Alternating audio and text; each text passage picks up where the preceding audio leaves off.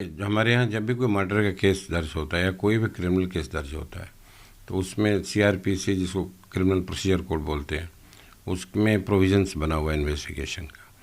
तो इसका मैक्सिमम जो एक पीरियड प्रिस्क्राइब कर रखा है मर्डर केसेस में, खास तौर से ये मर्डर का केस है, तो इसमें 90 डेज फिक्स है। विद इन 90 डेज पुलिस को इन्वेस्टिगेशन करना है।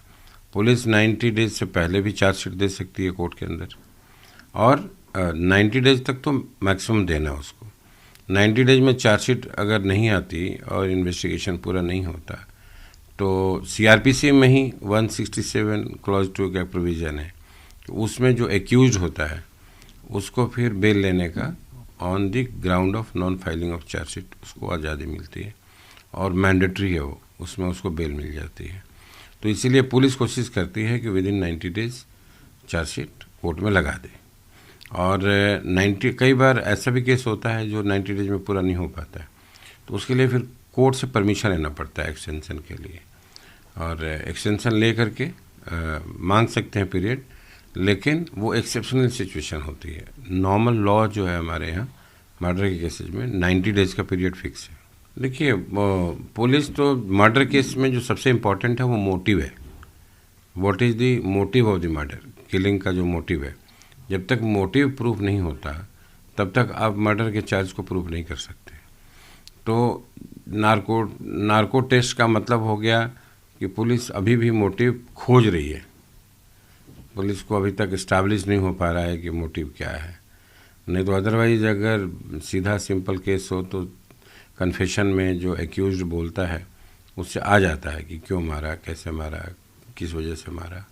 लेकिन अभी तक इस केस में नहीं आ रहा है, तो इसका मतलब कहीं ना कहीं इन्वेस्टिगेशन में अभी वो क्लैरिटी नहीं है। लेकिन नार्को टेस्ट भी एक इन्वेस्टिगेशन का ही पार्ट है। देखिए, मेंटली डिसऑर्डर बोल देने से बात ख़त्म नहीं होती। That is to be substantiated by some evidence. उसमें उसके जो पहले का ट्रीटमेंट का कोई पेपर होगा, जो इलाज चला होगा, मेडिसिन वगैरह जो होंगे, और क्या सरकमस्टांसेस रही, किस वजह से हुआ ऐसा, ये सब पता करना पड़ता है। और ये सब एविडेंस चाहिए इसके लिए। बिना एविडेंस का कुछ नहीं होगा। अगर आपने किसी को मार दिया और मार के बोलो जी मेरा दिमाग ठीक नहीं था, तो बात ख़त्म नहीं हो जाती। You have to prove it, you have to bring medical papers, और कि क्यों दिमाग ख़राब था, कैसे हुआ। कोर्ट में नार्कोटिक टेस्ट का रिपोर्ट क्या माना जाता है? देखिए, वो भी इन्वेस्टिगेशन में कोई भी रिपोर्ट है, that is to be substantiated by some evidence.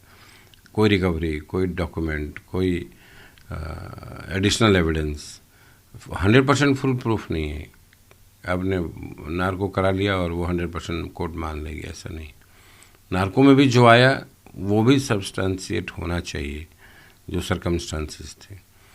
तो नार्को कराते इसलिए हैं कि मोटिव तक पहुंच सके, जो एक्चुअल फैक्ट क्या है वहां तक पहुंच सके। कई बार कई केसेस में निकल आता है। इट्स नॉट नेसेसरी कि हर एक केस में नार्को से भी निकलती है बात।